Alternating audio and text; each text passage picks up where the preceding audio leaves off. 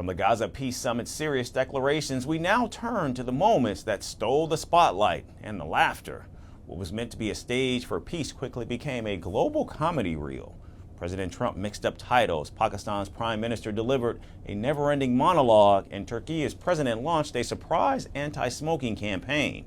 Even the handshakes turned into performances of their own. Between the applause and the awkward smiles, leaders found unity, at least in laughter. Here's a look at the summit's lighter side in our next report.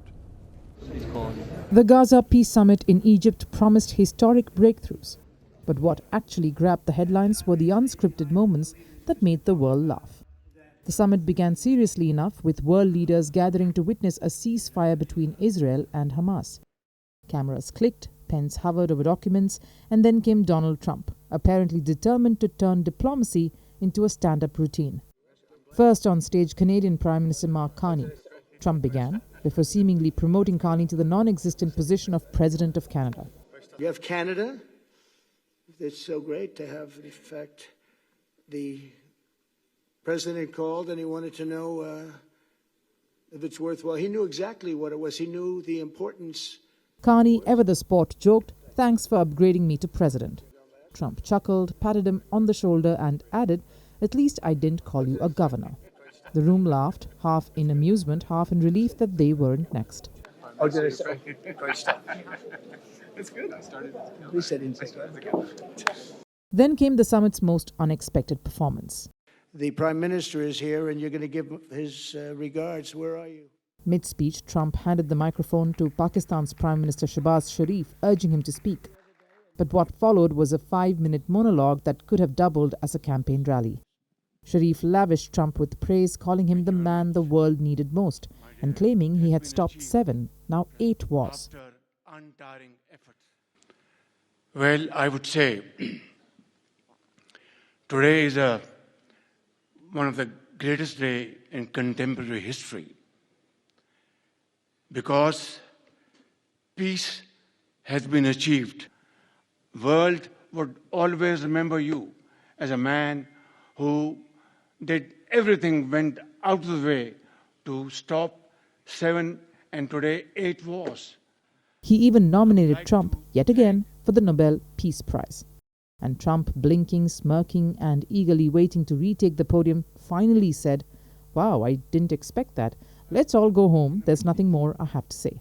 Mr. President, I would like to salute you.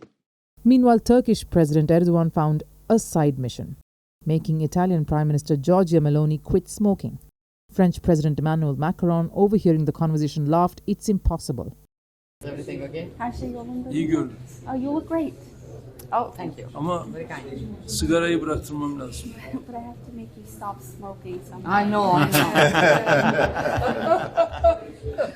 Then Trump, of course, could not resist commenting on Meloni himself, calling Meloni beautiful. He added that in the US, if one says that about a woman, then one's political career is over. Meloni did not respond visibly, probably weighing whether this was a compliment or an unsanctioned moment of chaos. Italy, we have a woman, a young woman who's, I'm not allowed to say it because usually it's the end of your political career if you say it. She's a beautiful young woman. Now, if you use the word beautiful in the United States about a woman, that's the end of your political career, but I'll take my chances. Where is she? There she is. You don't mind being called beautiful, right? Because you are.